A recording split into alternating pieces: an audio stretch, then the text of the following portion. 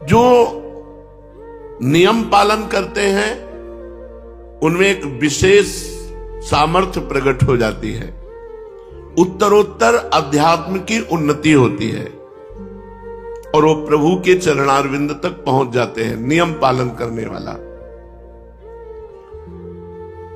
किंतु जो नियम का पालन नहीं कर पाते हैं तो उनको काम क्रोध आदि परास्त कर देते हैं। बहुत पॉइंट की बात है, जो नियम निष्ठ नहीं होते उन्हें काम क्रोध आदि परास्त कर देते हैं।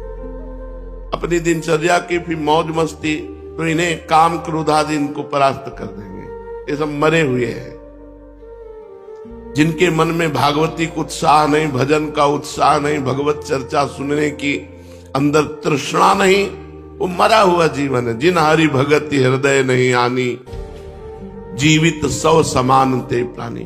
वो मुर्दे के समान है जिसके हृदय में भगवान की भक्ति नहीं। जो संकीर्तन को विघ्न रूप समझ रहे थे, यार रात भर ऐसा होता है, जहां भागवतिक नियम होता है वहां द्वेष पैदा हो जाता है। उन लोगों के हृदय में जो विषय होते हैं, द्वेष स्वाभाविक प्रकट हो जाता है, ये प्रकृति है। बहुत से शत्रु भाव रखने लगे महाप्रभु के प्रति। ये कीर्तन बंद होना चाहिए। वैष्णवों को देखते ही रुद्र दृष्टि से, जहां शाम हुई ढोल मंजीर आदि लेकर वैष्णव जन एकत्रित होने लगे श्रीवास के घर में, तो जो विद्वेषी थे उनके हृदय में जलन पैदा हुई कि किसी तरह कीर्तन बंद होना चाहिए। अब ऐसे लोग संकीर्तन का विरुद्ध प्रचार करने लगे और भगवान की इस प्रकृति में सबको सपोर्ट मिलता है, सबको। देखो, देश रक्षा के लिए प्राण समर्पित करने वाले राष्ट्र सैनिक बनने का उत्साह रखते हैं, तो आतंकवाद में भी प्राण समर्पित करने वाले हैं, उनकी भी फौज है। ये प्रकृति ऐसी है कि सबका सपोर्ट कर देती है। अब वो लोग शुरू हुए कि अरे पूरी रात भर न जाने क्या क्या होता है श्रीवास के घर में। शाम से भक्तजन ही अंदर जाते थे और वहां प्रचार प्रसार होने लगा, क्या क्या होता है, विरुद्ध प्रचार। संकीर्तन को बंद कराने के लिए बुरे बुरे भाव प्रकाशित किए गए। सब कुछ होता है वहां, बुरे बुरे भाव प्रकाशित हुए। नियम, प्राण चाहे चला जाए, तभी कहा अद्यैव वा मरणमस्तु युगांतरे वा, आज मरूं या हजारों वर्ष बाद मरूं, इसकी कोई परवाह नहीं, नियम नहीं टूटने वाला। अब वो बुरे बुरे प्रचार प्रसार करने लगे। जो दुष्ट स्वभाव के लोग होते हैं उनको दुष्टता करने में मजा आता है। दूसरे की बुराई करने वाले को अगला जन्म चमगादड़ का मिलता है, उल्टा टंगा रहता है। पर उनको बुराई करने में ऐसा लगता है जैसे राष्ट्रपति पद मिल रहा हो, चार लोग सुनने वाले हों, उनको बुराई करने का अवसर मिले तो इतने खुश होते हैं मानो नृपति बन गए हो। वो दुष्ट स्वभाव के लोग, कीर्तन बंद होना चाहिए। एक पार्टी तैयार हो गई दुष्टों की, बताया ना, सपोर्ट सबका प्रकृति कर देती है। अभी आप कोई विरुद्ध भाव प्रकाशित कीजिए तो आपको सैकड़ों मिल जाएंगे सपोर्ट करने वाले, और सद्भाव प्रकाशित करो तो उसके भी है। प्रकृति सबको सपोर्ट कर देती है। और ये पता नहीं कि भगवान के भक्तों का विरोध करने से उनकी भक्ति में और प्रकाश होता है और रंग आता है। दुष्टों को पता नहीं होता, दुष्टों को लगता है मैं विरोध करूंगा तो इनका अपयश होगा, इनकी हानि होगी। तो कई बार सत्संग में बताया है कि दुष्ट रूपी डंडा के ऊपर भक्त रूपी झंडा फहराता है। अगर मीरा जी के देवर ने प्रतिकूलता न प्रकट की होती तो मीरा जी की महान भक्ति का हम लोग अनुभव न कर पाते।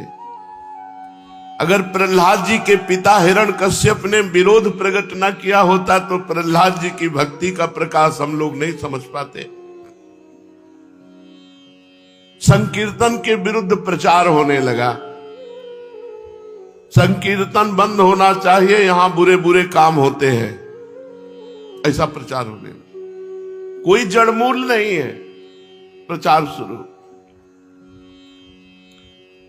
दुष्ट स्वभाव के नरकगामी अधोगति को प्राप्त होने वाले लोगों की पार्टी बन गई। ये अपने आचरण और भाव के द्वारा ही अपना सर्वनाश कर लेते हैं। भक्तों का विरोध करने का मतलब है पहाड़ में अपनी खोपड़ी फोड़ना।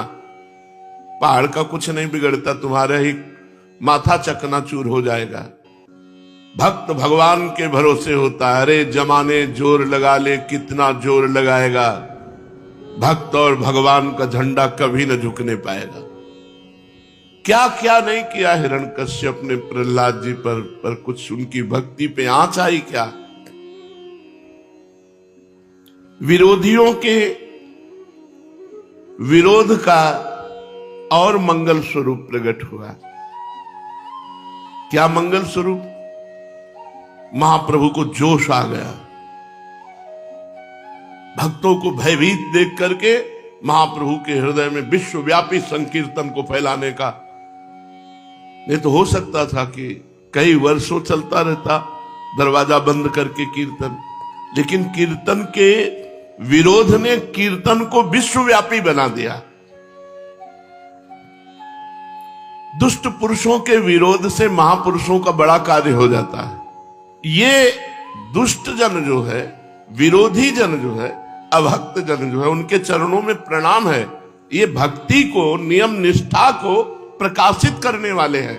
भक्तों को अगर किसी ने प्रकाशित किया तो भक्ति विरोधी आचरण वाले दुष्टों ने प्रकाशित किया।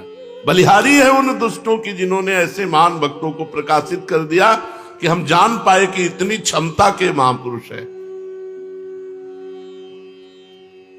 भक्तजन और आनंदित होते हैं जब विरोध होता है। देखते हैं श्री जी क्या करते हैं, देखते हैं प्रभु क्या करते हैं। इनका कोई मंगल विधान है और जब परिणाम निकल के आता है तो परम मंगल विधान। देखो यहां कीर्तन का विरोध, भारी विरोध शुरू हो गया। संकीर्तन विरोधियों ने संकीर्तन की पहले निंदा की, फिर रोकने का उपाय सब मिलकर सोचा कि क्या उपाय हो सकता है कीर्तन बंद हो जाए। संकीर्तन के विरुद्ध निंदा करना और ये उपाय सोचना किस तरह से इन भक्तों को भय प्राप्त हो जाए और ये कीर्तन बंद कर दे। महाप्रभु को इसकी कोई परवाह नहीं। श्री कृष्ण संकीर्तन में सदा संलग्न रहने लगे। सैकड़ों लोग विरोधी हो गए कीर्तन के। रात्रि भर संकीर्तन होता, भक्तगण जोर से हरि बोल की ध्वनि करते। आसपास के लोग दुष्टों के संग में हो गए क्योंकि नींद नहीं, नींद में दखल पड़ता। भांति भांति से कीर्तन के विरुद्ध भाव फैलाने लगे। कोई कहता ये लोग रात्रि भर ढोल पीटते हैं, चिल्लाते हैं, नींद नहीं आती, सोना हराम कर दिया। कोई कहता है योग तपस्या ज्ञान तो कुछ जानते नहीं है, इकट्ठे हो गए और चिल्लाते हैं। चिल्लाना ही ये भक्ति समझते हैं। कोई बीच में कहता जी पूरी हत्या की जड़ तो ये श्री बासुर है, ये भीख की रोटी खाता है और रात्रि भर अपने घर में कीर्तन कराता है, पूरा मोहल्ला परेशान है। 10-20 लोग ऐसे बैठ गए, कीर्तन का आनंद नहीं ले रहे, निंदा कर रहे हैं बैठकर, कीर्तन का विरोध की भावना। अब ये प्रचार प्रसार आपस में निंदा स्तुति का होते होते काजी के पास पहुंचा। कुछ लोगों ने काजी से रिपोर्ट की कि श्रीवास के घर रात्रि भर बड़ा उपद्रव होता है, वहां जो नहीं होना चाहिए वो भी होता है, आप इस पर दखल डालिए। अब दुष्टों को तो बड़ा आनंद हुआ।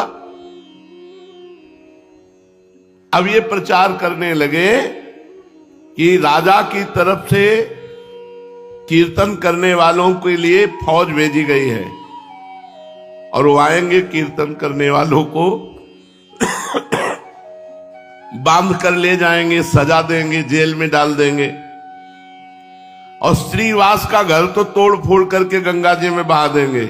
कीर्तन करने वालों की अब खैर नहीं, ऐसे पूरे नवद्वीप में खबर फैल गई जब काजी को सूचना मिली। अब आई है नियम की परीक्षा की घड़ी। अब उनमें जो कुछ हल्के भाव वाले थे उन्होंने कहा भाई कृष्ण कृष्ण जपना तो हम जप लेंगे अब, लेकिन राजा के डंडे कौन खाएगा, जेल में कौन बंद होगा। तो श्रीवास जी के घर आना बंद कर दिया। उनमें जो कच्चे दिल वाले थे, भाई हम तो कीर्तन करते, हमारा तो कोई दोष नहीं, हम तो साफ कह देंगे कि हम भाई अब आज से कीर्तन में नहीं जाएंगे। और सही बात है, किवाड़ बंद करके कीर्तन करने की जरूरत क्या है। कुछ कमजोर दिल वाले जो थे वो उधर ही सपोर्ट में हो गए भयवश। ऐसा नहीं होना चाहिए। अच्छा, कुछ लोग होते हैं दो मुंह वाले, इधर भी मौजली उधर भी मौजली। दुष्टों की तरफ दुष्टता का सहयोग कर दिया, साधु की तरफ साधुता का। अरे आप कीर्तन करो, देखेंगे जो होगा। और बहुत अच्छा किया, रात भर कीर्तन करके जो है किसी को चैन नहीं लेने देते, दोनों तरफ। तो ऐसे जो कुछ वो तो डर गए। कुछ लोगों ने कहा जब तक फौज ना आवे तब तक कीर्तन चालू रखो, फिर फौज आएगी तो देखा जाएगा। हिम्मती जो भक्तजन थे। कुछ ने कहा कि चलो काजी से जाके कहते हैं कीर्तन में स्त्रियों को भी अंदर ले जाते हैं। मालूम पड़ता है ये लोग शास्त्र विरुद्ध आचरण करने वाले वाम मार्गी। यहां तक ये लोग पता नहीं क्या सोच सकते हैं, कितना सोच सकते हैं विरोधी। और ये एक यहीं की बात नहीं कि कीर्तन में गदाधर भट्ट जी जब कथा कहते तो भगवान में डूब करके ऐसे कथा कहते कि कथा सुनने वाले वैरागी और प्रेमी हो जाते। संसार से वैराग्य और भगवान से अनुराग। तो एक कल्याण सिंह नाम के कथा सुनने आते थे, बड़े धनी मानी थे। तो कथा में यही तो चर्चाएं होती हैं कि भाई ब्रह्मचर्य से रहो, संयम से रहो। ऐसा उन्होंने अपनी पत्नी से बात करना बंद कर दिया, काम संबंधी चेष्टाएं बंद कर दी। अब पत्नी तो कथा सुनने आती नहीं थी। उसने विचार किया कि ये पंडित कथावाचक ही हमारी जिंदगी में आग लगा दी। अब हमारे पति हमसे बातें नहीं करते। कल्याण सिंह, हम इन पंडित की धुलेंगे जिससे हमारे पति की श्रद्धा पंडित के प्रति खत्म हो जाए। तो कथा सुनना बंद कर देंगे तो फिर हमसे पति पत्नी का प्यार। एक दिन देखा कि एक गर्भवत गली गली मांग रही थी भिक्षा। ऐसे बुलाया और कहा कि ऐसे एक एक दाने मांगती घूम रही, तुझे को असरफियां देंगे, ले। और वहां कथा हो रही है। सभा में जाके कह दे कि पंडित जी जब गर्भ नहीं रहा था तो खूब आते हो, अब गर्भ रह गया है, अब इसका पालन पोषण कौन करेगा। बस इतना तुझे कहना है, जितना पैसा कहेगी उतना देंगे। और वो टुकड़े टुकड़े भीख मांगने वाली, उसके लिए क्या कहने, वो तो निर्लज्ज थी। उसने असरफियां ली और पहुंची कथा में। पंडित जी, तो अब जैसे कथा में पंडित कोई स्त्री पहुंच जाए तो सब, जब ये नहीं था तो खूब आते थे, अब जब ये हो गया तो तुम्हारा आना बंद हो गया, इसका पालन पोषण कौन करेगा। वो भी बड़े मौजियल। उन्होंने कहा तू चिंता मत कर, बैठ, इसका भी पालन पोषण होगा, जिसने दिया है वह उसका पालन पोषण भी करेगा। अब तो खुशखुशी होने लगी आपस में। यार हम कहते थे पाखंडी है, कोई कहता नहीं यार बहुत सही महात्मा है ये, कुछ सदविचार कुछ असद विचार। जो निष्ठावान थे उन्होंने कहा आपने झूठ ऐसा क्यों आरोप किया। और गदाधर भट्ट जी एकदम बिल्कुल समान भाव में, मान अपमान में समान स्थिति रखने वाले महापुरुष। उनमें से एक बहुत समर्पित थे, उन्होंने सारे से पीछे बुलाया ऐसे। तो कल्याण सिंह जी महाराज वहां कथा में बैठे हुए थे। उनका सच्ची बता, कभी जानती इनको तू? और उसने जब देखा कि कई लोग आ गए मारी डालेंगे, तो उसने कहा हम बिल्कुल नहीं जानती, हमको तो पैसा मिला है कहने के लिए।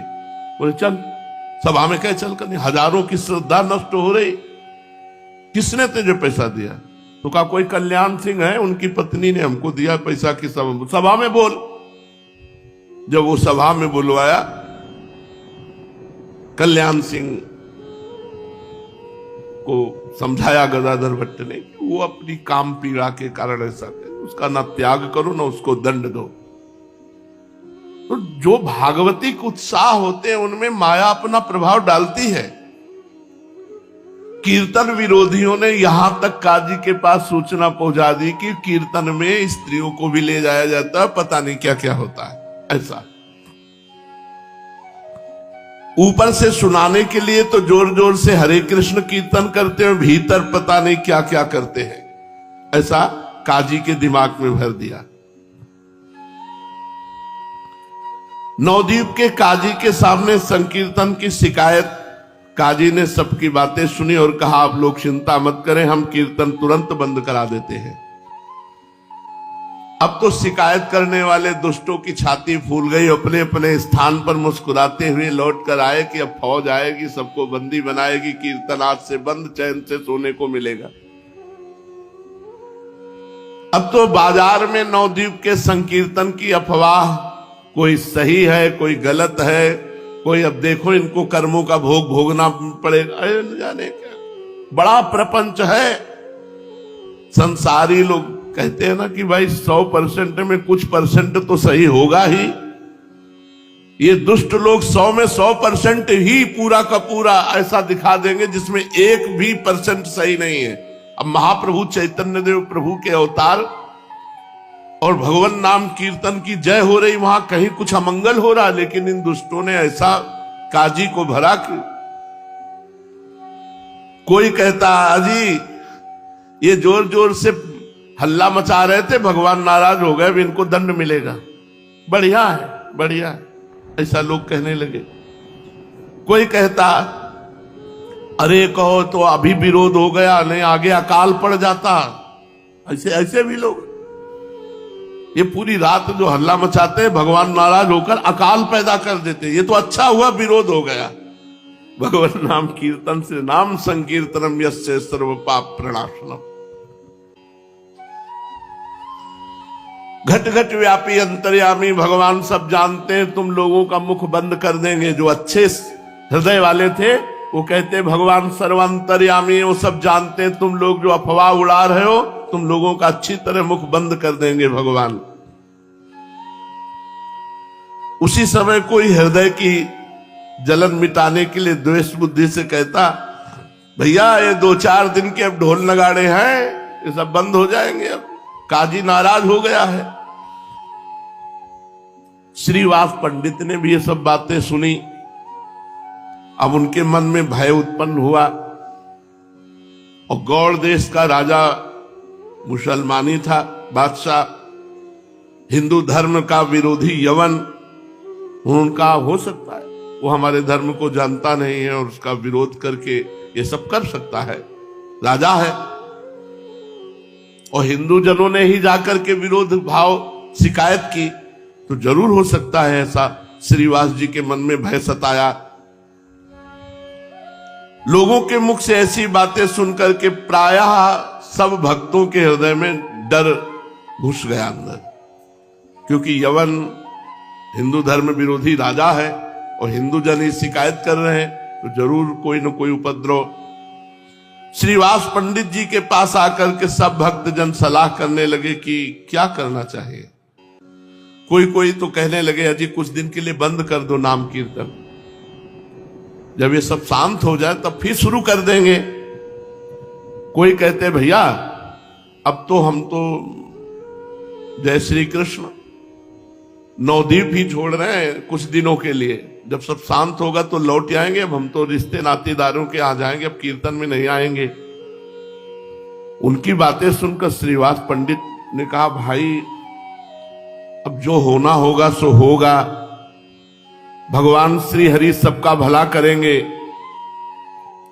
हम श्री कृष्ण कीर्तन करते कोई गलत काम तो नहीं करते ना, देखा जाएगा।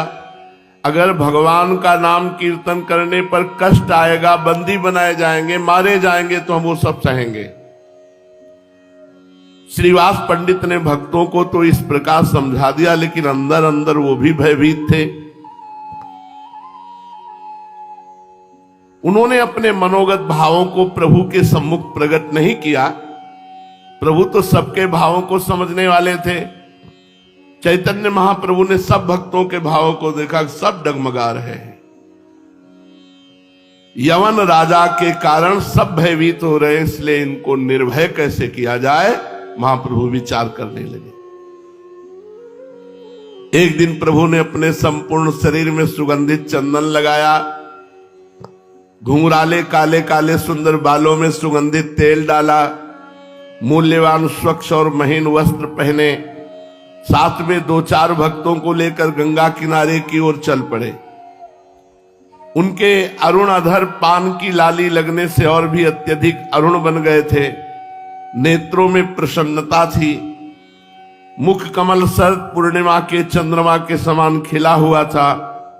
वे मंद मंद मुस्कान के साथ भक्तों के आनंद का वर्धन करते हुए गंगा जी के घाटों पर इधर से उधर टहलने लगे। जो सात्विक प्रकृति के भगवत भक्त थे, वे प्रभु के रूप लावण्य को देखकर मन ही मन परम प्रसन्न हुए, किंतु जो दुष्ट प्रकृति के निंदक थे, वे आपस में कहने लगे यार निमाई पंडित पर कोई भी फर्क नहीं पड़ता, बड़ा अजीब है। अरे राजा का फौज आने वाली है, काजी नाराज है, पान खाए घूम रहे, इनको कोई फर्क नहीं पड़ता, इसे तनिक भी भय नहीं। संपूर्ण शहर में हो हल्ला मच रहा है, कल ही तो सेना आने वाली है। अरे भाई देख लेना, ये पान खाए घूम रहे, कल इनको बांधकर नाव पर बंदी बनाकर ले जाया जाएगा। अभी तो राजपुत्र के समान बन ठन करके हंसते हुए घूम रहे। अरे यार इनके चेहरे पर सिकुड़न भी नहीं है, बड़े विचित्र है। कोई कोई कहता अजी सब बातें झूठी है, कोई फौज वौज नहीं आ रही, कोई नाव वाव नहीं आ रही, कोई सैनिक नहीं आ रहे, ये सब केवल अफवाह उड़ाई गई है। दूसरा कहता हाथ जोड़ करके कि नहीं नहीं साहब गप मत समझो, ये तो पक्की बात है कि यवन बादशाह की तरफ से फौज आ रही है। तो कोई कहता हाथ कंगने को आरसी क्या, अभी देख लेना कल ये सब बंदी बना दिए जाएंगे। इस प्रकार लोग भांति भांति से अपने अपने अनुमानों को प्रकट कर रहे थे और महाप्रभु भक्तों के साथ आनंद में गंगा के किनारे विहरण कर रहे थे। इसी बीच प्रभु के पुराने परिचित पंडित गंगा जी पर संध्या वंदन करने के लिए आए। प्रभु को देखकर प्रणाम किया और आपस में वार्तालाप करने लगे। पंडितों ने कहा निमाई पंडित सुन रहे तुम्हें पकड़ने के लिए राजा की तरफ से सेना आ रही है, संपूर्ण शहर में बड़ी गर्म अफवाह है कि तुम सब बंदी बनाए जाओगे। यदि ऐसी ही बात है तो हमें लगता है कुछ दिन के लिए तुम नवदीप छोड़ दो, फिर आ जाना। अभी कहीं बाहर जाओ जिससे तुम्हें राजा के सैनिक बंदी बनाकर न ले जाएं। राजा के साथ विरोध करना ठीक नहीं, फिर ऐसे राजा के साथ जो हमारे धर्म को जानता ही नहीं, धर्म विरोधी है यवन। समस्त पंडितों ने चैतन्य महाप्रभु को ये राय दी कि इस समय तुम्हें छोड़ करके चले जाना चाहिए, आगे जैसा समय आवे फिर देख लेना। प्रभु ने उपेक्षा के साथ कहा अजी जो होगा सो देखा जाएगा, हम नवदीप छोड़कर तो कहीं नहीं जा सकते। और यदि तुम्हारी सलाह सही है तो हम नवद्वीप छोड़कर कहीं जाएं, वो बादशाह कहीं से भी बंदी बनवा लेगा। हम तो गौड़ देश छोड़कर अब जाने वाले नहीं, यहीं रहेंगे। अगर भगवान हमें बंदी बनाना चाहते, दुख देना चाहते तो हम उसे सहेंगे, कीर्तन बंद नहीं करेंगे, कीर्तन नहीं बंद होगा। और देखो, जब कोई धर्म से चलता है तो उसकी परीक्षा होती है, और दुख सहना ही धर्म की कसौटी है। हम सहेंगे, जो कुछ होगा देखेंगे। देखना है ये कि कौन कौन से भक्त इस समय इस प्रश्न में सही उत्तर देते हैं। परीक्षा की, धर्म की कसौटी पर कौन खरे उतरते हैं। ये सुनकर पंडित लोग चुप हो गए। प्रभु श्रीवास जी के मकान की ओर चले। श्रीवास पंडित के आराध्य देव थे नरसिंह भगवान। वे अपने पूजा गृह में बैठे हुए भयभीत नरसिंह भगवान की पूजा कर रहे थे, क्योंकि उन्हीं के घर में रोज कीर्तन होता था और ये सब बातें बहुत जोर पकड़े हुए थे कि राजा आएंगे, राज सैनिक और बंदी बनाकर इनके घर को तोड़फोड़। तो वो बहुत भयभीत होकर, नरसिंह भगवान उनके आराध्य देव थे तो उनकी पूजा कर रहे थे। इतने में दरवाजा खटखटाने की आवाज आई और बड़े जोर से दरवाजा खटखटाया गया। वो डर गए कि हो सकता है राज सैनिक आ गए। किवाड़ों को इतनी जोर से कौन खड़खड़ा रहा है? उन्होंने पूछा, कौन? बाहर से आवाज आई, जिसका तुम पूजन कर रहे हो, वो जिसे अब तक तुम अप्रत्यक्ष मानकर पूजा करते थे, देख लो, मैं वही आया हूं। ये सुनकर श्रीवास पंडित घबरा गए। क्या मतलब? मैं पूजा करता हूं नरसिंह भगवान की, तो क्या नरसिंह भगवान आ गए? उन्होंने डरते डरते किवाड़ खोले। इतने में देखा क्या, अद्भुत रूप लावण्य से युक्त सच्चिदनंदन विश्वंभर चैतन्य महाप्रभु जे भी दरवाजा खुला, भावावेश में जाकर पूजा गृह की ओर गए और पूजा के सिंहासन की सब सामग्री हटाकर बैठ गए। श्रीवास को दिखाई देने लगा मानो स्वयं विश्वंभर भगवान नरसिंह देव। उन्होंने देखा कि चैतन्य महाप्रभु की जगह शंख चक्र गदा पद्म धारण किए हुए भगवान श्री हरि विराजमान है। गले में वैजंती माला और मत्त सिंह की भांति हुंकार कर रहे हैं। श्रीवास भयभीत हो गए महाप्रभु के ऐसे सुंदर रूप को देखकर। भगवान के सिंहासन पर बैठ करके चैतन्य महाप्रभु हुंकार करने लगे जैसे नरसिंह भगवान। और कहा, श्रीवास डरना नहीं, तुमने अभी मेरी सामर्थ्य को नहीं देखा। अद्वैताचार्य हमारी परीक्षा के निमित्त शांतिपुर चले गए हैं। मैं तुम्हें आश्वासन देता हूं कि तुम्हें कोई भय नहीं होगा। आज के बाद तुम अपना भय निकाल दो। मैं एक एक दुष्ट का विनाश करने की सामर्थ्य रखता हूं, लेकिन दुष्ट का विनाश करने नहीं आया, दुष्टता का विनाश करने आया हूं। दुष्टों को नहीं मारूंगा, उनकी दुष्टता को रौंद दूंगा।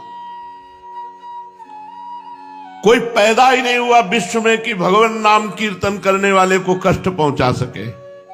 महाप्रभु भावावेश में, नरसिंह देव के भाव में श्रीवास से ऐसी बात कह रहे। कोई पैदा ही नहीं हुआ संसार में जो नाम कीर्तन करने वालों को कष्ट दे सके। तुम घबराओ नहीं, शांत चित्त से हमारी स्तुति करो। और प्रभु शांत होकर बैठ गए। श्रीवास प्रेम विवल होकर गदगद कंठ से हाथ जोड़ करके गए और प्रणाम किया। और नौमीड्यते ब्रवपुषे तडिदंबराय गुंजावतंस परिपिच्छल सन्मुखाय वन्यस्रजे कवल वेत्र विषाण वेणु लक्ष्मश्रिये मृदुपदे पशुपांग जाए। भगवान का बड़ा सुंदर ये रूप है जिस श्लोक में, यही रूप देख करके ब्रह्मा जी चकित हो गए थे और इसी रूप में सखाओं और गोपों का अपहरण करके महिमा देखी थी। स्तवन किया श्रीवास जी ने। वो महाप्रभु सिंहासन पर बैठे दहाड़ कर रहे सिंहवत। इस श्लोक को पढ़ने के अंतर वे दीन भाव से कहने लगे, विश्वंभर भगवान की जय हो, विश्व रूप अग्रज की जय हो, सच्चिदानंद की जय हो, गौरांग महाप्रभु की जय हो, जगन्नाथ प्री की जय हो, गौर सुंदर की जय हो, मदन मोहन की जय हो, नृसिंह भय भंजन प्रभु की जय हो। प्रभु, इतने दिनों से मैं अज्ञान अंधकार में इधर उधर भटक रहा था, आज गुरु रूप से प्रभु साक्षात आपके दर्शन हुए। आज आपने अपना असली स्वरूप प्रकट करके मुझ पामर प्राणी को परम पावन बना दिया। आप ही ब्रह्मा हैं, आप ही विष्णु हैं, आप ही शिव हैं, सृष्टि के आदि कारण आप ही है, आपकी जय हो। श्रीवास के इस प्रकार स्तोत्र पाठ करने पर प्रभु ने उन्हें आज्ञा दी, तुम अपने संपूर्ण परिवार के सहित हमारी पूजा करो और हमसे मनोवांछित वरदान मांगो। यह अत्यंत जिसमें प्रीति होती है उसको आदेश करते हैं। जैसे भगवान अर्जुन को बहुत प्यार करते हैं, तब कहते हैं मन मना भव मद भक्तो माद्याजी माम नमस्कुरु। ऐसे भगवान ने कहा, श्रीवास तुम पूरे परिवार के सहित आकर हमारी पूजा करो और हमसे अपना मनोवांछित वरदान मांगो। प्रभु की आज्ञा सिरोधार्य करके श्रीवास पंडित ने अपने घर की संपूर्ण स्त्री बाल बच्चे दास दासियां सबको एकत्रित किया और आनंद उल्लास के साथ प्रभु का पूजन किया। पिता के समान पूज्य और वृद्ध श्रीवास पंडित इस बात को भूल ही गए थे कि हमारे मित्र पंडित जगन्नाथ मिश्र के छोटे पुत्र हैं, जिन्हें हमने गोदी में खिलाया है, जो हमारा सदा पिता के समान सम्मान करते हैं। उस समय उन्हें ये पूर्ण भाव हो गया था कि हमारे इष्ट देव साक्षात नरसिंह भगवान ही प्रकट हो गए हैं। इसलिए भगवान के निमित्त जितनी सामग्री पूजा की एकत्रित की थी वो सब की सब प्रभु की पूजा में समर्पित कर दी। श्रीवास के घर की स्त्रियों ने अपने अपने हाथों से प्रभु के गले में मालाएं पहनाई, प्रभु के मस्तक के ऊपर पुष्प चढ़ाए, चंदन लगाया, साष्टांग प्रणाम किया। प्रभु ने भी उनके मस्तकों पर अपने श्री चरण रखे, आशीर्वाद दिया, तुम सबकी हम में भक्ति हो। इस प्रकार सभी ने मिलकर भक्ति भाव के साथ महाप्रभु चैतन्य देव का पूजन किया। इसके अनंतर जोरों से हुंकार करते हुए प्रभु ने गंभीर स्वर में कहा, श्रीवास तुम्हें चिंता नहीं करनी चाहिए, तुम अनन्य भाव से हमारा ही तो स्मरण कीर्तन करते हो, फिर डर की क्या बात है। बादशाह की क्या ताकत है कि जो हमारे विरुद्ध कुछ कर सके। यदि वैष्णवों को पकड़ने के लिए नाव आएगी तो सबसे पहले नाव में हम ही चढ़ेंगे और जाकर बादशाह से कहेंगे कि तुमने कीर्तन रोकने की आज्ञा दी है।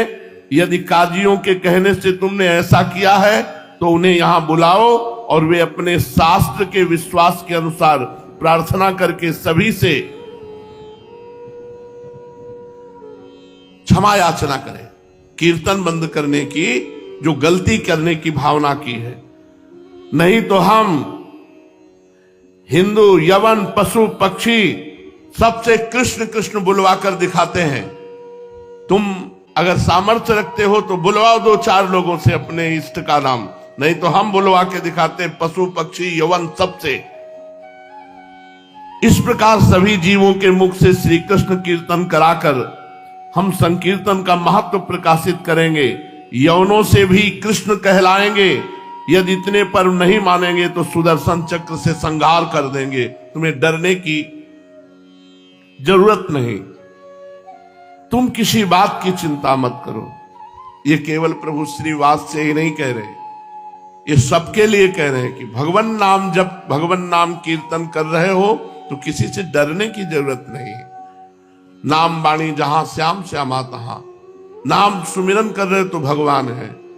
मुख में है राम नाम, राम तेरे हाथ में, बंदे तू अकेला नहीं, राम तेरे साथ में। नाम चल रहा है तो भगवान हमारे साथ है, डरने की बात नहीं। हम तुम्हें अभी बताते हैं कि यह सब किस प्रकार हो सकेगा। इतना कहकर प्रभु ने श्रीवास पंडित की भतीजी को अपने पास बुलाया और उसका नाम नारायणी था। उसकी अवस्था लगभग 4 वर्ष की होगी। प्रभु ने उसे अपने पास बुलाकर कहा, बेटी तुम श्री कृष्ण प्रेम में उन्मत्त होकर रुदन करो।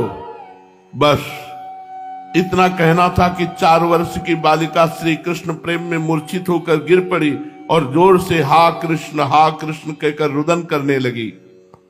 उसके इस प्रकार रुदन को सुनकर सभी स्त्री पुरुष आश्चर्य सागर में गोते खाने लगे।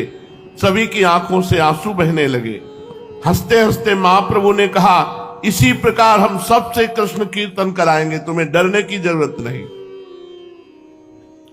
इस प्रकार श्रीवास को आश्वासन देकर प्रभु मूर्छित होकर पृथ्वी पर गिर पड़े और बहुत देर के बाद प्रभु को होश आया। होश में आने पर आप आश्चर्य के साथ इधर उधर देखने लगे और बोले, श्रीवास जी मैं यहां कैसे आ गया? मैंने कोई चंचलता तो नहीं कर डाली?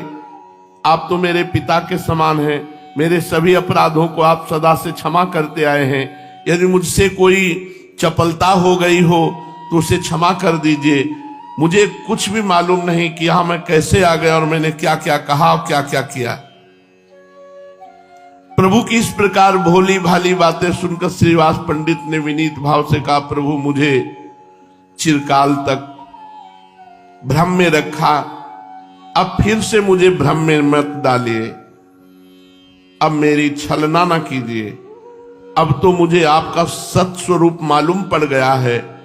आपके चरणों में इसी प्रकार अनुराग बना रहे, ऐसा आशीर्वाद दीजिए। श्रीवास के ऐसा कहने पर प्रभु मन ही मन प्रसन्न हुए और कुछ लजाते हुए से अपने घर की ओर चले गए। आवेश उसे कहते हैं किसी एक अन्य शरीर में किसी भिन्न शरीरों के गुणों का कुछ काल के लिए आवेश हो जाए। प्राय लोक में अगर आवेश आता है तो भूत प्रेत का आता है, भगवान का आवेश तो आता नहीं है। लोक में स्त्री पुरुषों के ऊपर आवेश आता है, भूत प्रेत यक्ष राक्षस देव दानवों के आवेश आते हैं, क्योंकि भगवान का आवेश आने के लिए बहुत विशाल पवित्र हृदय चाहिए। जो जैसी स्थिति का होता है उसके ऊपर वैसा ही आवेश होता है। देवताओं का आवेश सात्विक प्रकृति के लोगों के ऊपर आवेगा, यक्ष राक्षसों का आवेश राजसिक प्रकृति के शरीरों में प्रकट होगा, और जो घोर तामसिक प्रकृति के पुरुष है उनके शरीरों में भूत पिशाचों का आवेश आता है। सभी के शरीरों में आवेश हो ये बात नहीं, कभी किसी बिरले ही शरीर में आवेश हुआ देखा जाता है। वो क्यों होता है, किस प्रकार होता है, इसका कोई निश्चित नियम नहीं। जिस देव दानव अथवा भूत पिशाच ने जिस शरीर को अपने उपयुक्त समझ लिया उसी में प्रवेश करके अपने भावों को व्यक्त करता है, नाम जापक के ऊपर नहीं आएगा। एक बार हम एक आश्रम में खंडहर था जंगल में गंगा के किनारे, तो वहां में रोका गया कि यहां मत सोना, यहां भूत रहते हैं। हमारा जिद्दी स्वभाव था, जहां रोक दिया जाता था वहां रुकते नहीं थे, देखते थे क्या होगा। तो एक इतनी छोटी सी टार्च और दुप दुप वाली घड़ी, ये 2 चीज जरूर रखते थे। तो टार्च रास्ता देखने के लिए, घड़ी समय देखने के लिए कि कितना हो गया। आराम से जाकर के वहां आसन लगाया और लेट गए खंडहर में। कोई भय नहीं रहता था क्योंकि खूब गंगा जी की कृपा थी। गंगा जी की कृपा से भय नाम की चीज नहीं रह गई थी, क्योंकि कदम कदम पे स्मशान लाशें सब, तो सब दिमाग में रम गया था। और गंगा किनारे रहते थे इसलिए कोई भय नहीं रह गया था। उन लोगों ने रोका और वो आश्रम में रुके हुए थे, वहां कोई नहीं टिकता था। वहां जाके आसन लगाया, वहां भूत था। रात्रि के 9 बजे जो ही आसन लगाया और लेटे, ते ही हमारे ऊपर ऐसे जैसे बहुत वजनदार जांघें जिसकी हो, हमारे ऊपर ऐसे चढ़ गया। खूब हम चेतना, कोई सो नहीं रहे थे। ऐसे हाथ किया तो पीछे से जटाएं उस समय भी थी, उस समय तो और घनीभूत जटाएं थी, तो पीछे से हमारी जटा पकड़ ली। ये सब जागृत में हो रहा था। 9 बजे थे शाम के, पर मंत्र चल रहा था। फिर एकदम खाली उठे, हम कहा नहीं, ये हमारा भ्रम है, ऐसा नहीं हो सकता कि हम नाम जप कर। तो पवित्र प्रेत भी होते हैं, जैसे भाई जी से हनुमान प्रसाद पोद्दार जी के सामने प्रकट हुए पारसी, तो कहा कि आप डरना मत। तो उनका मैं डरूंगा क्यों? बोले मैं प्रेत हूं। तो भाई जी को कुछ ऐसा लगा कि प्रेत सामने खड़े थे, तो उनका मैं आपके पास उद्धार कराने के लिए आया हूं। तो भाई जी ने कहा मैं गीता पाठ करके आया। तो बोले हमें गीता कंठस्थ है।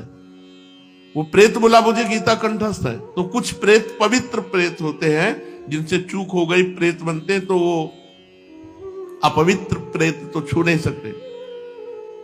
बाहर निकले, एक महुआ का पेड़ था, खड़े हुए हैं, नहीं प्रेत नहीं हो। फिर जाके लेट गए, बहुत जिद्दी स्वभाव। अब जाके लेटे तो छाती पे चढ़ के ऐसे श्वास रुकने लगी, इतना वजन एकदम ऐसे ऐसे। तो उस समय जो भगवान शिव का मंत्र चल रहा था, उसकी रफ्तार बढ़ाई, तुरंत फिर अलग। उनका अब दोबारा हिम्मत नहीं करेगी, अपना आसन समेटा और जहां सब लोग लेटे थे वहां गए। तो बोले आ गए। हम कहा वहां प्रेत है? तो बोले बताया तो पहले था आपको। तो हम कहा हमें अनुभव करना था, वहां है, वहां है। तो ये जो प्रेत आदि हैं, ये कुछ बिगाड़ नहीं सकते यदि भगवान नाम चल रहा है, मंत्र चल रहा है। और भगवद आवेश होता है त्रिगुणातीत हृदय में। प्रेत आदि जैसे अंदर प्रवेश कर जाते हैं तो तमोगुणी रजोगुणी हृदय में, भगवत आवेश होता है त्रिगुणातीत अवस्था में। जिस प्रकार पृथ्वी को दुष्ट क्षत्रियों के अत्याचार से पीड़ित देखकर भगवान परशुराम के शरीर में भगवान का आवेश हुआ और पृथ्वी को दुष्ट क्षत्रियों से हीन करके शीघ्र ही वो आवेश अदृश्य हो गया। फिर परशुराम जी शुद्ध ऋषि बनकर आज तक भी महेंद्र पर्वत पर बैठकर तपस्या कर रहे हैं। इसी प्रकार आवेशावतार किसी विशेष कार्य की सिद्धि के निमित्त होता है, अधिक दिन तक ठहरता नहीं। द्रौपदी के चीर खींचने पर भगवान का चीरावतार भी हुआ था, पर वो थोड़ी देर के लिए द्रौपदी की लाज रखकर वो अदृश्य हो गया। इसी प्रकार अब प्रभु के शरीर में, चैतन्य महाप्रभु के शरीर में भिन्न भिन्न अवतारों के आवेश होने लगे। जिस समय वो आवेश अवस्था में होते, उस समय उसी अवतार के गुणों के अनुसार वर्ताव करने लगते, और जब वो आवेश समाप्त हो जाता तब आप एक अमानी भक्त की भांति बहुत ही दीनता का वर्ताव करने लगते। भक्तों की चरण रज अपने मस्तक पर चढ़ाते, सबसे अधीर होकर पूछते, मुझे श्री कृष्ण प्रेम की प्राप्ति कब हो सकेगी। इनके जीवन में दो भिन्न भिन्न भाव प्रतीत होने लगे। भावावेश में तो भगवत भाव और साधारण भक्त भाव। जो इनके अंतरंग भक्त थे वे तो इनमें सर्वकाल में भगवत भावना ही रखते थे, और कितना भी ये दैन्यता प्रकट करते तो उनके भाव में परिवर्तन नहीं होता। किंतु जो साधारण थे वे संदेह में पड़ जाते कि ये बात क्या है। कोई कहता है साक्षात श्री कृष्ण ही है, कोई कहता न जाने किसी देवी देवता का आवेश होता है वो, कोई इन्हें तांत्रिक सिद्धि बताते। प्रभु के शरीर में कुछ श्री कृष्ण लीलाओं का भी भक्तों ने उदय देखा। कभी तो अक्रूर लीला करते, कभी गोपियों के विरह में रुदन करते। मुरारी गुप्त वराह भगवान के उपासक थे। एक दिन मुरारी गुप्त वराह भगवान की स्तोत्र का पाठ कर रहे थे। प्रभु दूर से ही स्तोत्र पाठ सुनकर वराह की भांति जोर जोर से गर्जना करते हुए मुरारी गुप्त के घर की ओर चले। उस समय इनकी प्रकृति में मुरारी गुप्त ने सभी वराह अवतार के गुणों का अनुभव किया। प्रभु दोनों हाथों को पृथ्वी पर टेक कर हाथ पैरों से बिल्कुल वराह की भांति चलने लगे। रास्ते में एक बड़ा पीतल का जलपूर्ण कलश रखा था। प्रभु ने उसे अपनी डाढ़ से उठाकर दूसरी ओर फेंक दिया और आप सीधे मुरारी गुप्त महाशय के पूजा गृह में चले गए। वहां जाकर आप आसन में बैठे और मुरारी से कहने लगे, मुरारी तुम हमारी स्तुति करो। मुरारी ने हाथ जोड़ते हुए अति दीन भाव से कहा, प्रभु आपकी महिमा वेदातीत है। वेद शास्त्र आपकी महिमा को पूर्ण रीति से समझ ही नहीं सकते। श्रुतियों ने आपका नेति नेति कहकर कथन किया है। आप अंतर्यामी हैं। शेष जी शास्त्र मुखों से अहर्निश आपके गुणों का निरंतर कथन करते रहते हैं, तो भी प्रलय के अंत तक आपके समस्त गुणों का कथन नहीं कर सकते। फिर मैं अज्ञ प्राणी भला आपकी स्तुति कैसे कर सकूंगा। प्रभु ने उसी प्रकार गंभीर स्वर में कहा, मुरारी तुम्हें भय करने की कोई बात नहीं। जो दुष्ट मेरे संकीर्तन में विघ्न करेगा मैं उसका संहार करूंगा। फिर चाहे वो कोई भी क्यों न हो, तुम निर्भय रहो।